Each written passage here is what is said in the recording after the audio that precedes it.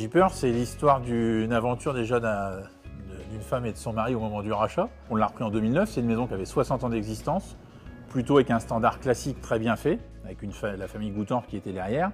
Nous, on a décidé d'en créer deux éléments importants, c'est-à-dire de créer un goût Jeeper pour le retrouver en permanence sur les tables, et également, on a créé une bouteille maison unique, puisque elle a été étudiée pour avoir le meilleur contact air-vin, pour justement faire une meilleure finesse de bulle et une période de conservation optimale. Le goût Jeeper, c'est d'arriver à faire des champagnes élégants, relativement frais, mais qui peuvent accompagner tout le repas. Donc ça, c'est quelque chose qu'il faut construire, c'est pas simple, et ça se fait moins bien avec des cuves et ça se fait mieux avec des fûts. Aujourd'hui, au bout de 5 ans de travail, on est arrivé le 3e parc de fûts de la Champagne.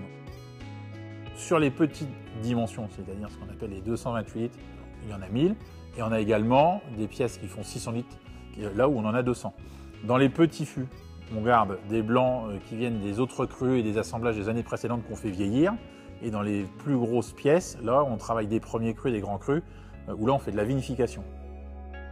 La base de la maison Jeeper, c'est le cépage chardonnay. Donc dans chaque fût, on a un élément de chardonnay, on a une différenciation, et chaque fût va nous donner un produit au moment des assemblages. En plus de créer un goût maison, ça nous permet d'assurer une stabilité du profil de chaque cuvée, puisque la base du champagne, c'est l'assemblage. C'est-à-dire qu'un client, quand il achète une bouteille, il doit retrouver toujours la même qualité de produit au travers des mois et même des années. Une bonne série en fût. Et sur des fûts, on va travailler des unités, par exemple, comme cela, où on travaille que 228 litres par 228 litres, alors que sur les cuves, on va travailler des volumes beaucoup plus importants et on aura moins de précision. Donc le fût permet vraiment, c'est presque de la haute couture sur le produit qu'on fait. Mais nous, ce qu'on recherche pour Champagne Jeeper, c'est également une effervescence plutôt légère qu'une bulle, entre guillemets, grossière.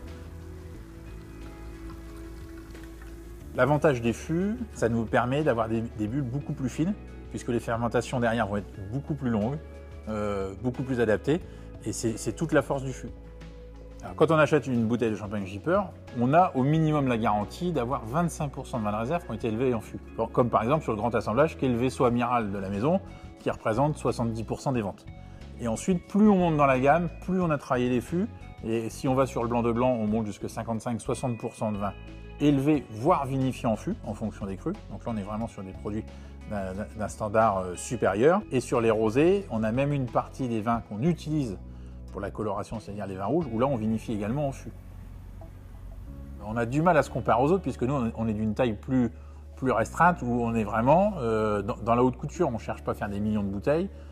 Champagne Jeeper, ça va être quelque chose de très fin, relativement rare et relativement unique. Donc notre différence, c'est au moment de la dégustation. Quand on fait une dégustation à l'aveugle, il faut qu'on sorte devant. Donc il n'y a pas trop de philosophie là-dessus.